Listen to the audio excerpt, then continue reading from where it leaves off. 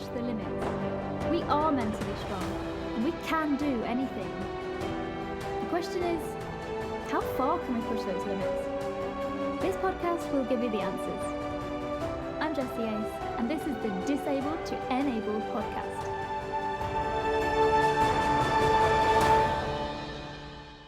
Hey Enabled Warriors, okay, we are here with Hanna Boethius to have a chat about how the coronavirus is affecting her at the moment.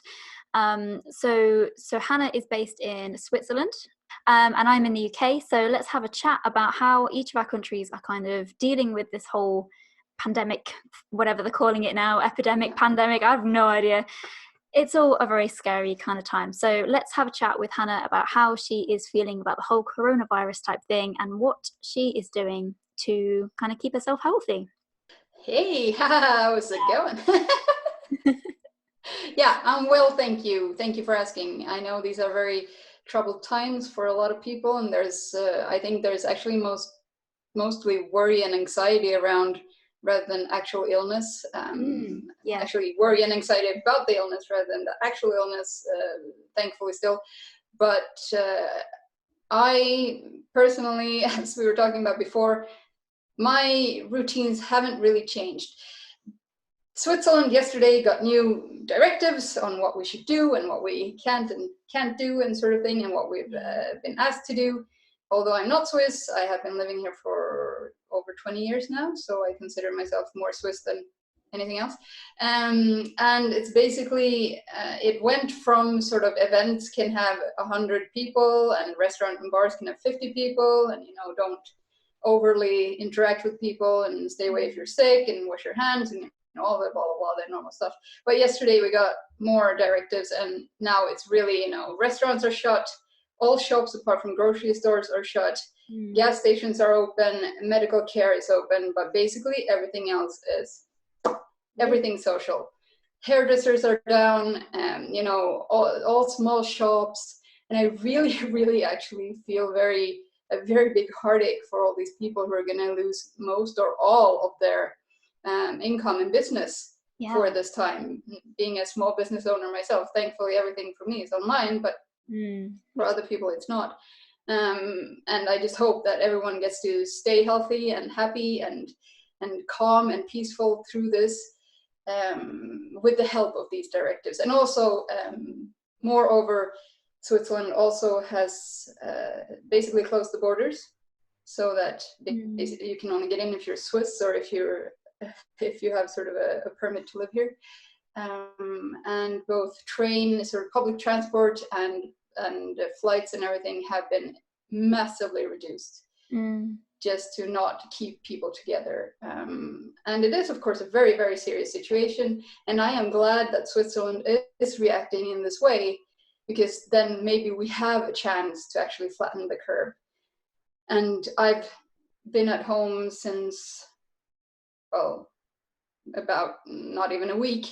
But as we were saying before, my schedule hasn't really changed, because I work from home and I sleep at home and I eat at home and all these things, and being kind of busy in my businesses, I don't go out much during the week anyway. So it's not a huge thing for me to not have to stay home, but be asked to stay home. And because, of course, chronic conditioned people, and especially autoimmune people, are one of the risk groups. Yes, maybe a little bit more so if you have a high blood sugar, as in the specific case of diabetes, than if you have a normal one. But still, we're part of the risk group. So I'm not very sad that I have to stay at home right now and try to do my part and show solidarity with those who have it even worse than me. To not be affected by this. So true. It really is so true. And I find it really interesting how each country is handling it a really different way as well. Like, I kind of feel like England's been kind of reactive more than proactive, if I'm being really honest. It sounds like someone's sharpening knives. What's going on? Hold on, wait, sorry. That's weird. Det gnisslar ju som typ 13 sjuka hönor.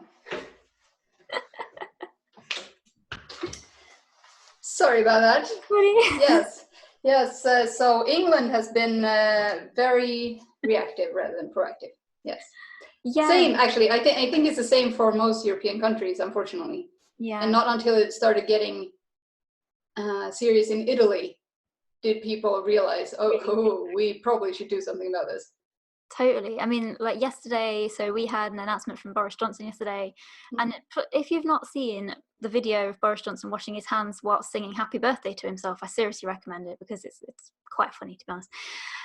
But he announced yesterday that we now have to stay a meter away from everybody, so we have this social distancing thing going on. I don't know if you have that in Switzerland as well. We had it. Now it's way beyond that. Yeah.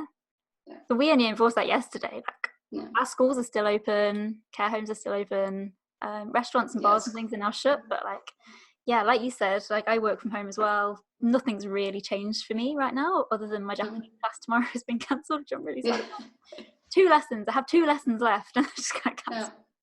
Damn. So yeah, that's kind of where we are, really. Yeah, but I really find it almost the most fascinating part of all of this is actually seeing how different countries handle it and how they react. Because now no one can be proactive anymore. Now it's all about reaction. It is all about reaction. Oh yeah. Now it's just to try with any sort of measures that you can to just stop it, sort of thing, or at least slow it down. I'm not actually, quite honestly, I'm not worried for myself. If I would get it at some point, I'm not really worried. I know my immune system has shown me time and time again that it's quite awesome at what it does. It's even so awesome that the only thing it's attacking is myself. So that's cool. Yeah, same old. Anyway, jokes aside, but it's been very interesting to follow how people's reactions to the sort of not even regulations but recommendations, and how many people just really don't care. That's the scary part. That's really scary for me as well, because like there was someone the other day who was just kind of openly saying, oh yeah, I've got it, blah, blah, blah. And I'm like, why are you in a public place right now? Like, you should be quarantined, you know? And that's the dangerous thing. I think how seriously people are taking it is kind of a big thing. Yeah, and I also find, like, being on social media right now, it's actually more anxiety driving. Gosh. And anxiety driven as well, rather than informative and sticking to facts. And that's actually caused me to use social media right now in a completely different way than I used to.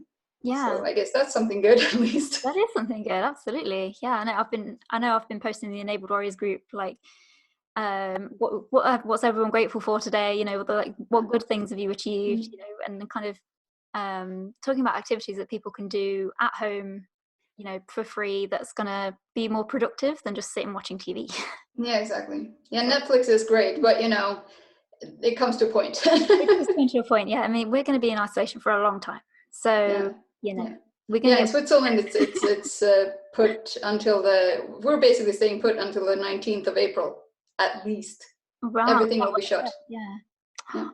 Gosh, it's crazy, isn't it? I mean, I think out of everything, I think hopefully it will encourage people to think more ahead in the future and be prepared for more things like this, because I feel like this has kind of just come and knocked us off, just like straight off, like anything. It's just crazy. And still, it's been over 3 months since the outbreak started in China. So we should have maybe thought a little bit more ahead, but maybe we'll learn till next time.